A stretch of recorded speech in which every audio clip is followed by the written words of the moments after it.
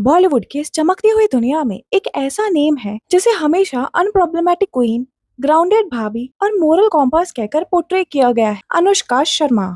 लेकिन क्या हो अगर मैं आपको बताऊं कि ये पूरी परफेक्ट इमेज एक हाईली कैलकुलेटेड पीआर मशीनरी और सेलेक्टिव आउटरीच का नतीजा है। शाहरुख खान के साथ ड्रीम डेब्यू, तीनों खान्स के साथ back to back blockbusters, India के सबसे बड़े क्रिकेट स्टार से शादी और अब लंदन में अचानक से स्पिरिचुअल संत का रूप। सतह पर देखो तो ये एक फेरी टेल लगती है, पर जैसे ही आप कैमरे के पीछे की लेयर्स को हटाओगे सच्चाई कुछ और ही दिखेगी। आर्मी ऑफिसर की बेटी होने के क्लेम से लेकर लग्जरी एनिमल स्किन बैग्स तक और वायरअप कंट्रोवर्सी से लेकर लंदन स्पिरिचुअल शिफ्ट के रियल मोटिव तक आज हर चीज एक्सपोज होगी। लोग कहते हैं कि अनुष्का स्ट्रेट फॉरवर्ड है, ब्लंट है और जो दिल में आता है बोल देती है, लेकिन एक फाइन लाइन होती है बीइंग ऑनेस्ट और बीइंग एंटाइटल्ड एंड रूड के बीच। और अनुष्का ने वो लाइन कितनी बार क्रॉस की है ये आज आपको पता चलेगा। पहले बात करते हैं उनकी अर्ली लाइफ के उस सबसे बड़े क्लेम की जिसे उन्होंने हर इंटरव्यू में रिपीट किया है। उनका फेमस स्टेटमेंट, मैं एक मिडिल क्लास फैमिली से आती हूँ, लेकिन क्या एक इंडियन आर्मी कर्नल की बेटी सच में मिडिल क्लास होती है? अनुष्का शर्मा का बर्थ 1 मई 1988 को अयोध्या यूपी में हुआ था। उनके father colonel Ajay Kumar Sharma Indian army में एक हाई रैंकिंग ऑफिसर थे। आर्मी के प्रिविलेज लाइफस्टाइल,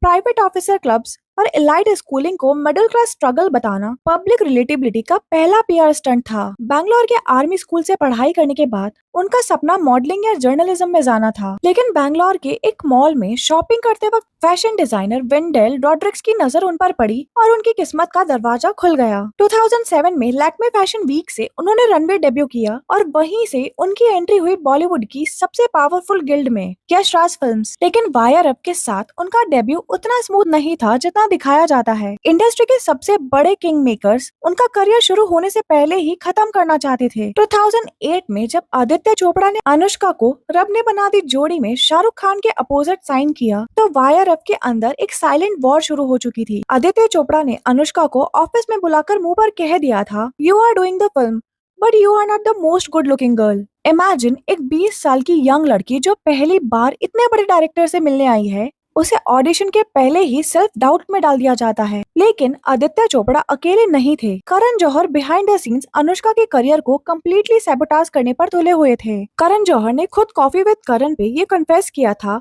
कि जब आदित्य ने उन्हें अनुष्का की फोटो दिखाई तो उन्होंने कहा था, are you crazy, don't sign her. Karan चाहते थे कि उस रोल में किसी और स्टार किड को साइन किया जाए और वो कंटिन्यूअस पीआर प्रेशर बना रहे थे अनुष्का को रिप्लेस करने के लिए। लेकिन आदित्य चोपड़ा ने उन्हें साइन किया और फिल्म ब्लॉकबस्टर रही। इसके बाद अनुष्का ने वायरअप का फेमस 3 फिल्म्स कॉन्ट्रैक्ट साइन किया। इस कॉन्ट्रैक्ट के तहत उन्होंने बैंड बाजा बारात और बदमाश कंपनी की, लेकिन यहाँ से शुरू हुआ उनका actual behaviour change. Early interviews में अनुष्का ने खुद माना कि वो पहले से ही काफी एरोगेंट और स्नोबिश थी। उनका कहना था कि वो स्कूल में लोगों से बात नहीं करती थी क्योंकि उन्हें लगता था कि वो बाकियों से बहुत ज्यादा गुड लुकिंग है। लेकिन जब आदित्य चोपड़ा के रियलिटी चेक के बाद वो स्टार बन गई तो उनका ये एरोगेंस गायब होने के बजाय एक नए फॉर्म में सामने आया। इंडस्ट्री के लोगों के साथ उनका एटीट्यूड बदलने लगा और रिपोर्ट्स आने लगी उनकी अंदरूनी राइवलरीज की। 2012 में जब अनुष्का की डिमांड बढ़ने लगी तो दीपिका पादुकोण के पीआर के साथ उनका एक बड़ा क्लैश हुआ। एलिगेशंस लगे कि अनुष्का अपनी फीस कम करके दूसरी एक्ट्रेसेस की ब्रांड डील स्नैच कर रही है। जब एक रिपोर्टर ने उनसे पूछा वो दीपिका और सोनम जितना बस क्यों नहीं बना पा रही हैं, तो अनुष्का का रिस्पॉन्स शार्प था। उन्होंने कहा, मैं अपने टैलेंट की वजह से जानी जाती हूँ, कपड़े या कंट्रोवर्सीज की वजह से नहीं। लेकिन क्या ये स्टेटमेंट सच था? बॉलीवुड में सक्सेस मिलने के साथ साथ अनुष्का की पर्सनल लाइफ भी फास्ट पेस शिफ्ट होने लगी। इंडस्ट्री में आने से पहले बैंगलोर में उनका रिलेशनशिप मॉडल जोहेफ यूसुफ के साथ था, जो मुंबई आते ही खत्म हो गया। फिर बैंड बाजा बारात के सेट्स पे उनकी और रणवीर सिंह की क्लोजनेस के चर्चे शुरू हुए। उनकी केमिस्ट्री स्क्रीन पर जितनी हिट थी, ऑफ स्क्रीन उनके फाइट्स उतने ही टॉक्सिक। 2011 आईफा अवार्ड्स में सोनाक्षी सिन्हा को लेकर हुए झगड़े के बाद उनका ब्रेकअप हो गया। इसके बाद शाहिद कपूर के साथ उनका नाम जुड़ा, जहां रिपोर्ट्स के मुताबिक एक पार्टी में दोनों के बीच क्लोजनेस देखी गई। और फिर 2012 में आया एक surprising twist, cricketer Suresh Raina के साथ उनके अफेयर्स के रूमर। रैना ने जब आपकी अदालत पर इस सवाल पर ब्लश किया तो इंटरनेट पे बातें कंफर्म होने लगी। लेकिन अनुष्का का अल्टीमेट पावर कपलिंग अभी बाकी था। 2013 में एक एंटी डैंड्रफ शैम्पू के एड सेट पर उनकी मुलाकात हुई विराट कोहली से। विराट और अनुष्का, विरुष्का एक ऐसा ब्रांड जिसने इंडियन पॉप कल्चर को रीडिफाइन कर दिया। लेकिन जैसे जैसे ये पावर कपल आगे बढ़ा, वैसे वैसे अनुष्का का पब्लिक और मीडिया के प्रति एटीट्यूड और भी सुपीरियर होता गया। पब्लिक इंटरैक्शंस और फैन क्लिप्स में अनुष्का का एक ऐसा साइड सामने आया जहां वो कॉन्टिन्यूअस इरिटेटेड और इलिस दिखाई देने लगी। सोशल मीडिया पर कई एयरपोर्ट स्टाफ और फ्लाइट अटेंडेंट्स ने उनके लाउड और रूड बिहेवियर के बारे में लिखना शुरू किया। फैंस फोटो मांगते थे तो उन पर चिल्ला देना, पीछे से असिस्टेंट पे गुस्सा निकालना और मुंबई एयरपोर्ट की पब्लिकली बुराई करना उनका पैटर्न बन गया। उनका जस्टिफिकेशन हमेशा से यही था, आई एम स्ट्रेट फॉरवर्ड। लेकिन फैंस की वजह से मिलने वाला फेम को एंजॉय करके उन्हीं फैंस को डिसरिस्पेक्ट करना कितना सही है। अनुष्का शर्मा का हिपोक्रिटिकल बिहेवियर का सबसे बड़ा एग्जाम्पल सामने आया उनके फेमस गार्बेज कंट्रोवर्सी के वक्त कि वो इंसिडेंट था जहां मोरल पॉलिसिंग और पावर ट्रिप की सारी हदें पार हो गई थी। 2018 में विराट कोहली ने एक वीडियो रिकॉर्डिंग अपने इंस्टाग्राम पर पोस्ट, जिसमें अनुष्का अपनी लग्जरी गाड़ी से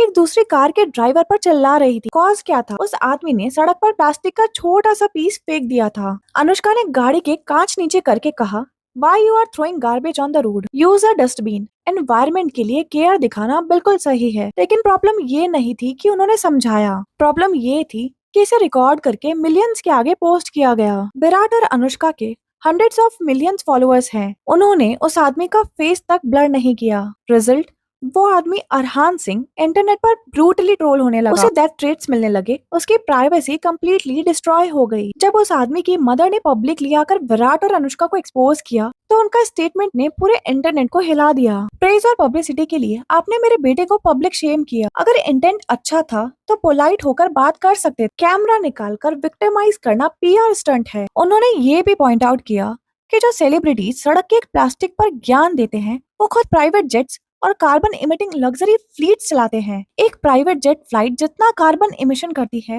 वो हजारों प्लास्टिक बोतल से भी कई ज्यादा डेंजरस होता है। इस लीगल नोटिस के बाद बेरुष्का ने इस टॉपिक पर बात करना ही बंद कर दिया। ज्ञान जनता के लिए, अकाउंटेबिलिटी खुद के लिए जीरो। और ये हिपोक्रेसी उनके बाकी सोशल स्टैंसेस में भी दिखने लगी। अब बात करते हैं सबसे बड़े कॉन्ट्राडिक्शन की, अनुष्का शर्मा का एनिमल वेलफेयर और वेगनिज्म स्टैंड। 2017 में पेटा ने अनुष्का शर्मा को पर्सन ऑफ द ईयर का अवार्ड दिया था उनके एनिमल राइट एक्टिविज्म के लिए। दिवाली के टाइम क्रैकर्स पर लेक्चर देना, स्ट्रीट डॉग्स के लिए कैंपेन चलाना और प्योर वेजिटेरियनिज्म को प्रमोट करना उनका ईयरली मार्केटिंग कैलेंडर बन चुका था। लेकिन क्या आपको पता है कि वही पेटा अवार्डी रेड कारपेट और एयरपोर्ट्स पर वर्ल्ड के सबसे expensive genuine animal leather bags carry करती है? रिसर्च करके देखेंगे तो उनके पास बर्किन, शनेल और प्राडा के वो बैग्स जो 100% जेन्युइन लैब स्किन और एक्सोटिक एनिमल हाइड से बनते हैं। उन बैग्स के लिए जानवरों के साथ जो क्रूअल ट्रीटमेंट होता है वो तो इंटरनेट पर इजीली अवेलेबल है। तो पेटा आइकन को ये क्यों नहीं दिखता? वो लेवी जैसे ब्रांड की एम्बेसडर रही है जहाँ नॉन लेदर प्रमोट किया गया,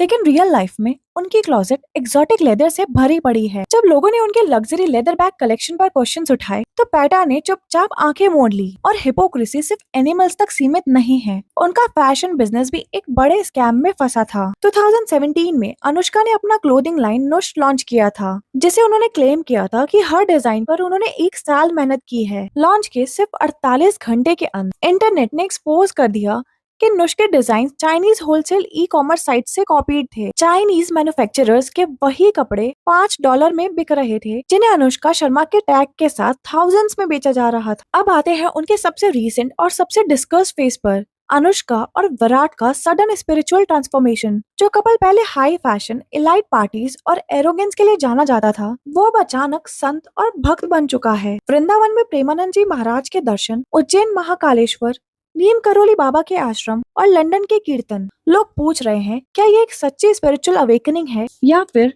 image rehabilitation? UK permanent shift को कवर करने का तरीका ध्यान से देखिए। किसी जमाने में विराट कोहली ने प्रेस कॉन्फ्रेंस में बोला था, डू आई लुक लाइक पूजा पाठ टाइप?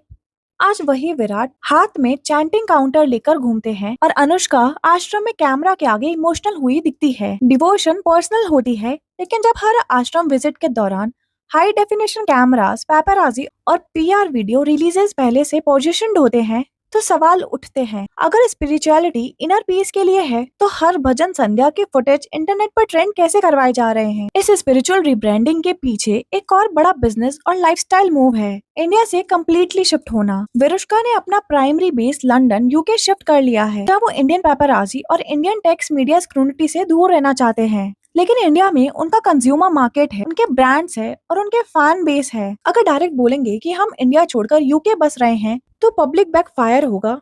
इसीलिए प्राइवेसी और स्पिरिचुअल पीस का नैरेटिव सेट किया गया है। बच्चों का फेस ना दिखाना, पेपराजी से दूर रहना और आश्रम वीडियोस पोस्ट करवाना, ये सब एक कॉन्टिन्यूअस पीआर अम्ब्रेला का पार्ट है। इंडिया का फेम और पैसा चाहिए लेकिन इंडिया में रहना नहीं है, और इस कॉन्ट्राडिक्शन को धर्म की इमेज के पीछे छिपाया जा रहा है। कंक्लूजन ये है कि अनुष्का शर्मा बुरी पर्सन नहीं है।